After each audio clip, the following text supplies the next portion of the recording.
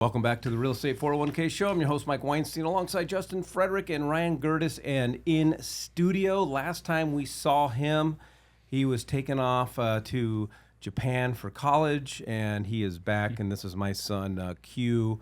And so I don't know. Just go ahead and text the word Japan to 623-AZ-RECON, because I don't know where this day is going to take us, much less this episode. We're pretty creative. We'll figure it out. Well, all right, Q. So you're back. Last time, like I said, we saw you. You were getting ready to go to Japan for college, and so what's your big takeaway as far as the differences between, being in Asia and you went all over Asia, and you're welcome, by the way, because I think I sponsored each one of your trips. Not all. That's what dads do. That's like a fancy See way what he of did there? saying, He goes, not all of them. Wrong response. Yeah. Dude. Thank you, Dad. Yeah, Thank exactly. you, Dad. Thank you, Dad.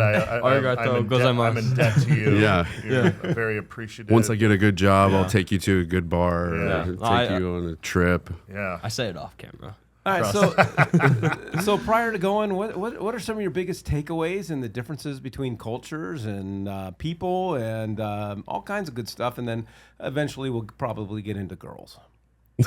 All right, so let's see. Okay, take it easy, Ryan. Okay, when Dude, I say you already that, opened up Pandora's box. never mind. Dude. We are not going to talk about We're going girls. to fast forward to girls right now. So. All right. Okay. Go ahead. So the very first thing I noticed, actually, when I came back to the States, granted it was at the airport, but I've been to like many others, so I can compare it. So I had a layover in Chicago on the way back. I was actually not coming from Japan, since Chicago it's kind of out of the way, but the only thing open next to a McDonald's is 2 p.m. in the afternoon. It was a bagel shop. So I haven't had a good bagel in Japan because Shalom.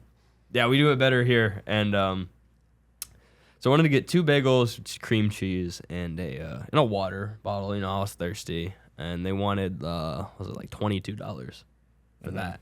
I was like, damn. And in Japan, it would be like $4.50. Yeah, like the water itself was like Inflation's a real thing. Yeah. So Tariffs are a real thing. A real thing. Yeah. The bagel tariff. Yeah. But some other differences as far as like the culture goes. So if I want to go anywhere in Japan, whether it's like my campus or it's like a restaurant or something, I gotta take the train, or walk. Which growing up in Arizona, we don't do that thing called walking. No, it's too hot. And yeah, so that was cool. Just taking the train places. It was totally different. Wasn't used to it, but it was difficult at first to kind of figure it out, how to like read the stations and all that, but it definitely got used to it. So when I came back though, I was so happy to be in the car. The 5-lane highway, Oh, yeah. to go to the store right now. Driving on the right side of the road. Yeah, They drive on they drive on the other side there. Oh no, it'd be their right side. We drive left. No. Incorrect. Well, the wheels on the left side of the cars. Right. Well, yeah. the wheels, Okay, on, we drive the right- wheels yeah. on the bus go round and round. Sure. Let's Wheels not on- get yeah. let's not get into the details here. This is the Real Estate 401k show. Yeah. And say out there, it's a very so I'm not gonna say kind, but it's a very polite culture out there. So like, it feels like if you go anywhere, like everyone's just super helpful. And it's not because it's like you're necessarily kind. It's just everyone's polite. Like on the trains, like people offer their seat all the time, and people just go out of your way to help you. And that was just something like, not that doesn't happen like other places, but that was just.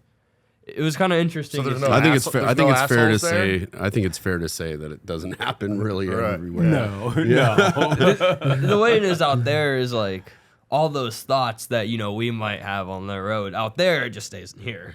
Is like the difference, right? All right. But yeah, and So no road rage? I haven't seen it. And they don't honk. They don't honk their Yeah, they don't horns. honk the horn too. Cause that's just like another like rude to honk the horn, but out there at least. But, Well, it's rude to honk your horn here, but I still do it. Well, yeah, you go to New York City, and it's like that's Yeah. just like That's all you hear. That's them saying hello. That's them being Yeah, courteous. yeah. With the middle finger Yeah, out the yeah. window. Well, Hello. Well, speaking of the difference in people and culture, I made sure one of the first places I took them to was Walmart. Let's get you. Let's get you back. Yeah, yeah. America. America. Yeah, I had a checklist of things I want to do when I get back, and Walmart was one of them. There's Costco we still got to do. I did the highway, and I don't know what else yet. It's The American it's the little checklist. things in life, right? Yeah, right. Well, one of the things that I heard your dad say yesterday that blew my mind was if you go out on a date, the girl pays for it? No, it's 50. It's like 50-50 up there. So everybody's going Dutch, huh?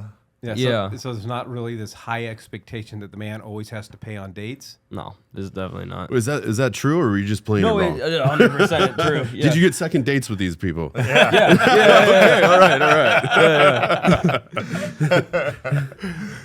right. Yeah, no, that's definitely true. Yeah, even that, like, It just seems like everyone's just like packed into these cities, and then like if you want to go do anything outdoors or anything like that, you have to like travel. So like, what do you do in the city for like recreational stuff?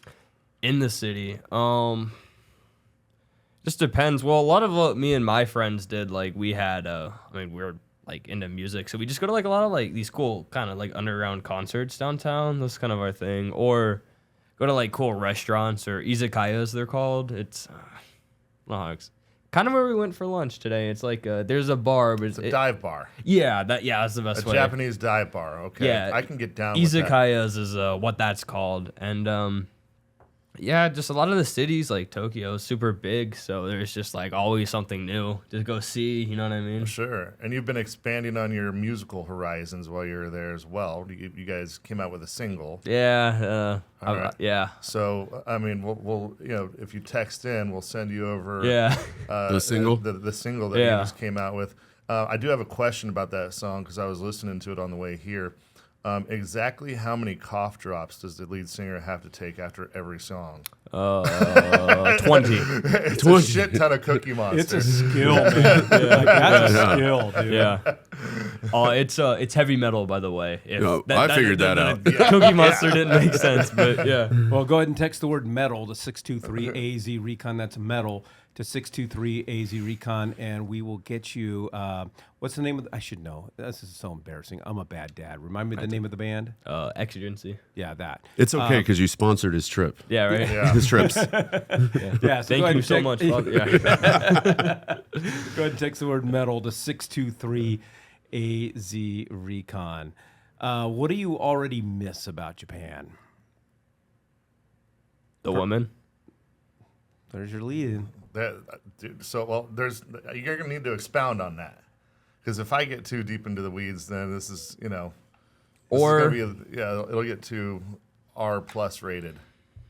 Trying to think of something more profound. You're your dad's son. We don't expect anything profound. No. Wow. Yeah. We're already throwing the gloves off. Right?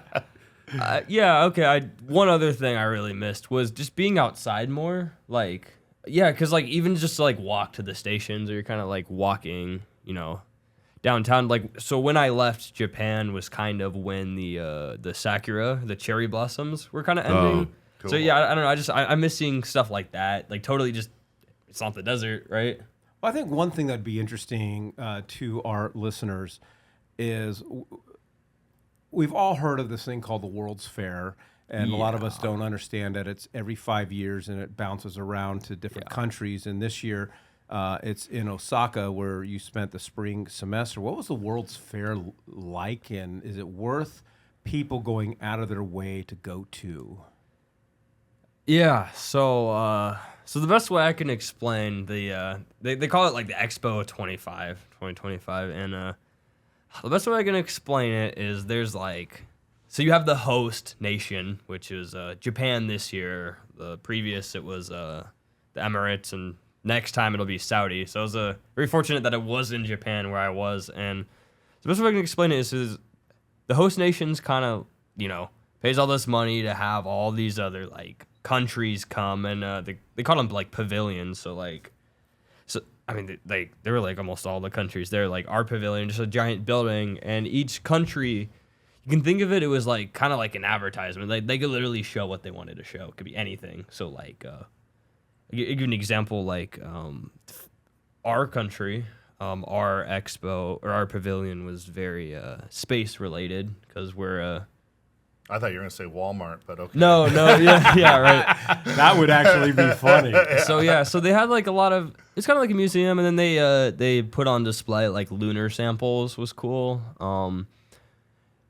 Another example, like France, their pavilion was super cool, but kind of what they went for was like kind of like a luxury feel. So like there was like the Louis Vuitton and all that stuff. Like I don't know how to explain it. It's like a cool Fashion and gallery. Okay. Yeah, of just like these countries could show whatever they wanted. So it was super cool because you had all these like, talk about food, right?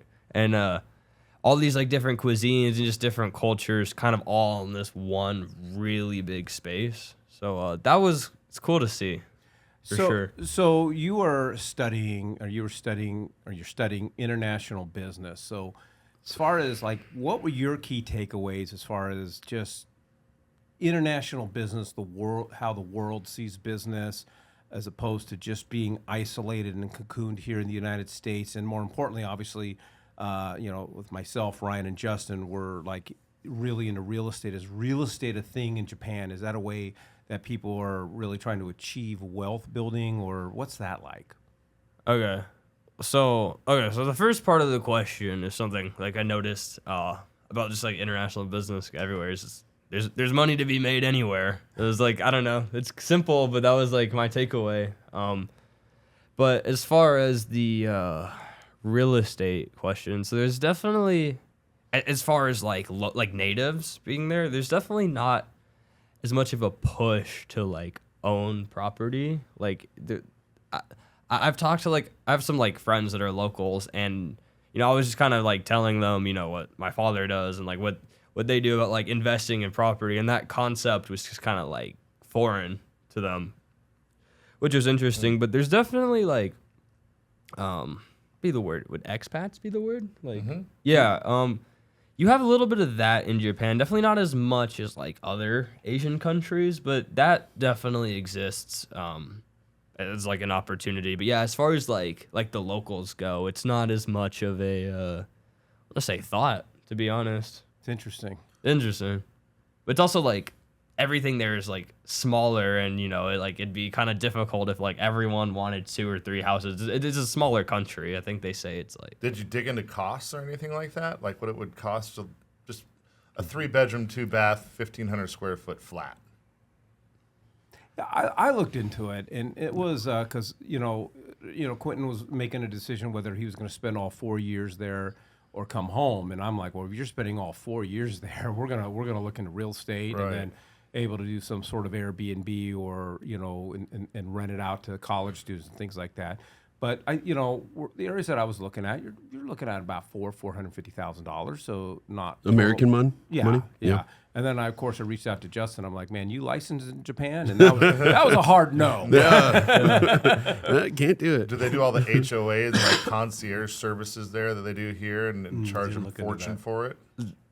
I don't know. I wonder what taxes are there. What the taxes are, if there's taxes. Yeah, or can we even own as an American? Right. Yes, you can, but the difficulties there is like, yeah, you can own as a foreigner, but it's more of like having the legal documentation, like, because I think as an American citizen, you can't have dual citizenship. So you would have to kind of figure out like what visa do you want to get to stay there. But that has nothing to do with you owning the property. That just has to do with you being there. Yeah, and what I learned in my research, it really kind of fluctuates, comes down to their economy. And right now, Japan does not have the healthiest of economies. And so they're wanting people to buy real estate out there. And so forth. So I was kind of. Well, you better pack your bags again, dude. Get your ass back out there. My suitcase, I'm not even going to unpack it at this point. All right, last question, unless you guys got another question. So I think we asked you this last time, but now you've had a year in Japan. We have a lot of listeners that got children that are getting ready to graduate high school and or maybe a year into college, and what's it like? What advice? What are the takeaways? Is it worth having that experience of going to college in a foreign country such as Japan? Yeah, and what outfit did you do it through? What conduit, etc. Sure. From Yeah. your guys' research. Okay, so obviously, yes. I'm a big advocate for, like, if you have the means to do as such, you should. I think it'd be good if everyone could, like, or if you could, leave your bubble for a semester or two. I think it's really good seeing another part of the world, seeing something different. As far as doing it your very first semester out of high school, I think it just depends on the person, for sure. I definitely had an easy time, but I knew people who didn't. But yeah, so what I did is, actually, so I wasn't a study abroad. I was a full-time enrolled student at an American university, actually, in Japan specifically. I don't know. I mean, I know, like, a lot of, like, other countries. I know Europe's a hotspot. There's also, like, other American universities. I know that's, like, an easy way to go. I'd say that'd be the way to go if you were wanting to have the option to, like, stay, like, fully live there. But as far as, like, studying abroad, like, that's definitely much easier to do because a lot of people, can do that in their, like, second or third year or even last year of university. And I think that's definitely worth doing. But as far as, like, full-time, I don't think it's for everybody, but I think that it's definitely worth considering, for sure. Yeah, and the cool thing, and Quinten did this through Temple University, and obviously in Philadelphia, and so they have a campus. They have a campus in Italy. Yeah. They have two campuses in Japan. But what was really nice, because when our kids were born, we started pumping money into that, the college education fund. I forgot what specifically that's called. And so because it was an American-based college, we were able to apply for scholarships, American-based scholarships, grants, and more importantly, able to use that college education fund, as opposed to if he just went to a Japanese university out there, which was headquartered in Japan, we would not have had that option. Yeah. Awesome. All right, well, this is my son, Quinten Weinstein, better known as Q. If you want to get a hold of his band's single, go ahead and text the word metal to 623-AZ Recon. And if you want to talk real estate, go ahead and text the word Japan to 623-AZ Recon.